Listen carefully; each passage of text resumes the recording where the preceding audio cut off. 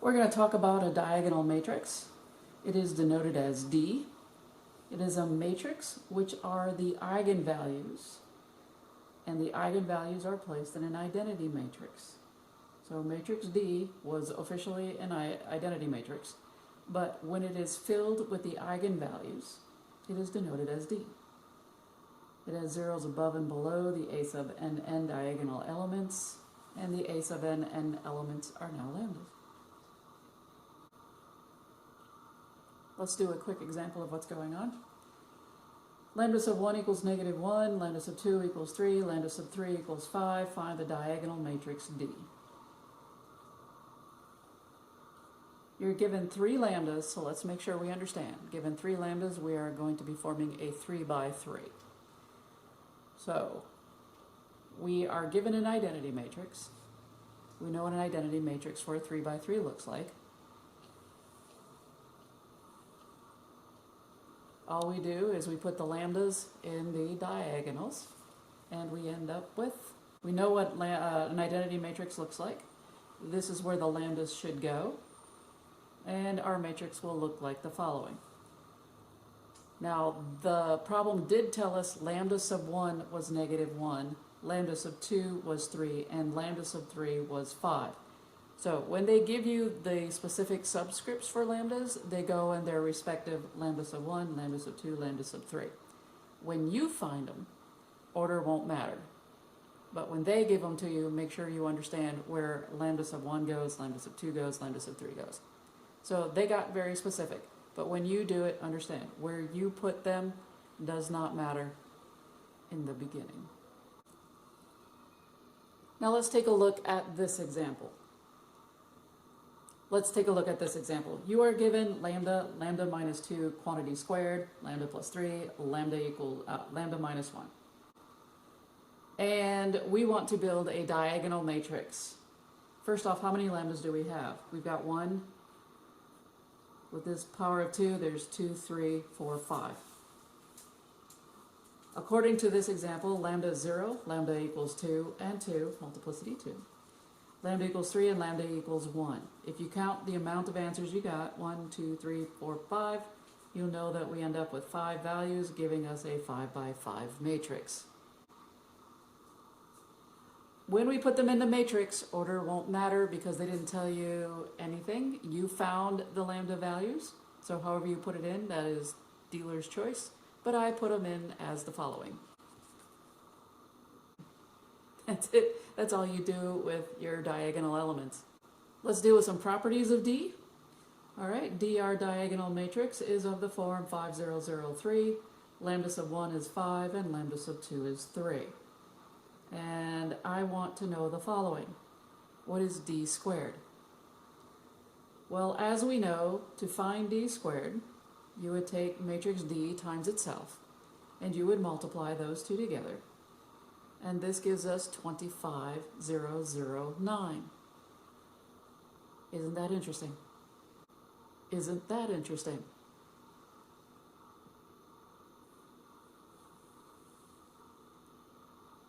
What if I asked you to find D cubed? Well, as we know, D cubed means D times D times D. And we know at least when you multiply two matrices together, you get 25009. Now I'm going to multiply it against the last D, and that should give me 125,027. Isn't that interesting? Better yet, isn't that interesting? So I think you can see a pattern arising from this type of problem with D.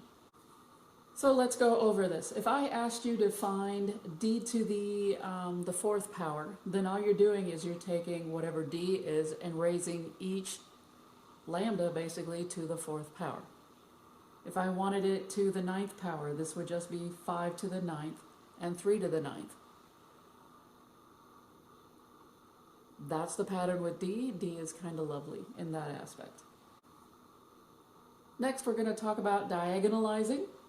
It is a procedure for expressing a square matrix A as the product of 3 matrices.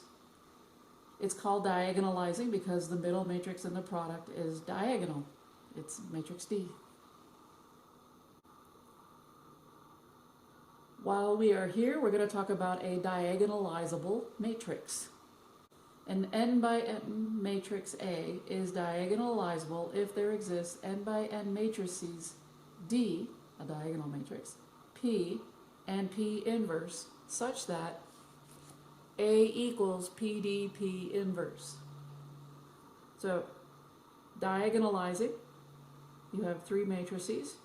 It's called diagonalizing because the middle term is D. Matrix A is diagonalizable if and only if you have PDP inverse. PDP inverse form A.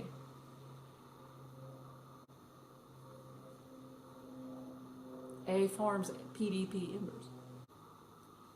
We know that A is equal to PDP inverse according to the definition of a diagonalizable matrix. Now, what would happen if I asked you to find A squared?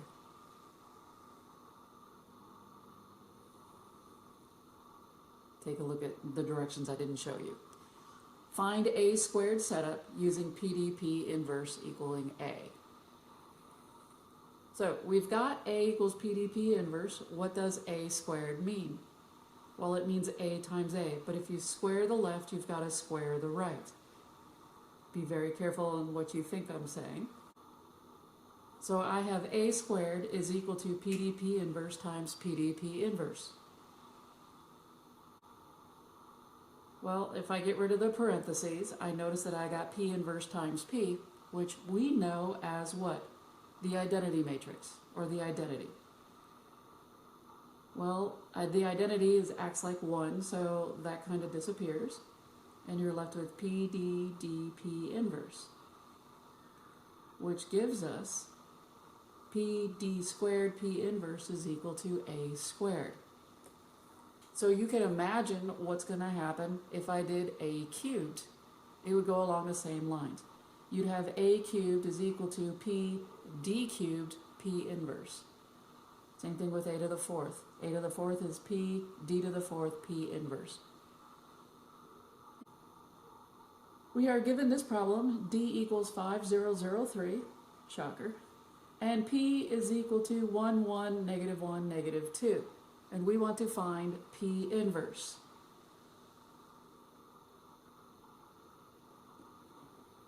Wow, you didn't see that coming, did you?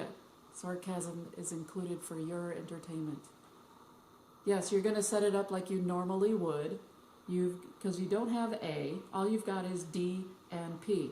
Therefore, the only way I can find P inverse is to actually set it up as the inverse of how we know and love throughout this whole semester. You got P and you've got 1001, and when we solve, we should have P inverse being over on the right hand side with the identity on that side. And so P inverse is 2, 1, negative 1, negative 1. I'm going to cut this problem just a little bit short, but given P and D, find A. So we're going to go one step beyond what we just got done doing. We were given P and we were given D. The good news is we know how to find P inverse. So again, just set it up like our normal way of doing things to find the inverse. Now that we've got P inverse, we can find A. Because we know PD P inverse equals A. All right, we were already given D. But if we weren't, this is a way that we could actually use to find D. So let me show you what's going on. If we were given PDP inverse equals A, and we were not given D, what would we do? First thing that we would do, now you can do either the left or you can do the right, but remember how this works. If you multiply by P inverse on the left, then you got to multiply P inverse on the left as well on the other side. That will give us the identity times dP inverse. And then I need to remove this P inverse over here. Identity just becomes a 1 and fades away. I'm going to multiply the right-hand side by P, which means I multiply the right-hand side of A by P. P inverse P is the identity. and that's just strictly just D now. D is equal to P inverse AP. So this is a way to find D if you are given A and P, but no D. Now back to our regular scheduled program. We wanted to find A. Here is PDP inverse equals A. All we're going to do is put in PDP inverse, and we're going to multiply all those three together. And through the magic of video, we've got A. A is -2, -4, 3, 5.